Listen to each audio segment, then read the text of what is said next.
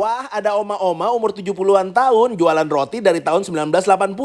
Wanjay. Jadi hari ini gue mampir ke toko roti legend namanya Elisa Bakery. Lokasinya ada di Pejagalan, Jakarta Barat. Toko roti legend ini selalu banyak pembelinya. Dengan konsep roti jadulnya ini, mereka bisa menjual 1.000 sampai 2.000 piece per hari. Bahkan dalam bulan-bulan tertentu, penjualannya bisa mencapai 5.000 piece per hari. Konsistensi kualitas dan harga yang bersahabat membuat Elisa Bakery ini selalu banyak pembelinya. Untuk harganya mulai dari Rp8.000 aja loh. Selain itu, Elisa Bakery juga membuat rotinya fresh setiap harinya. Begitu juga untuk filling rotinya, mereka membuatnya secara homemade. Oh iya, Elisa Bakery ini juga no pork no lard ya. Jadi semua bisa cobain. Karena pembelinya banyak dan stoknya terbatas, buat kalian yang pengen order dengan kuantiti besar, harus pesan H-1 ya. Rotinya tuh benar-benar tebal dan isiannya juga padat. Tapi walau tebal dan padat, waktu digigit rotinya ini tetap empuk. Nah, jadi tunggu apa lagi? Buat kalian yang penasaran, langsung aja di order ya.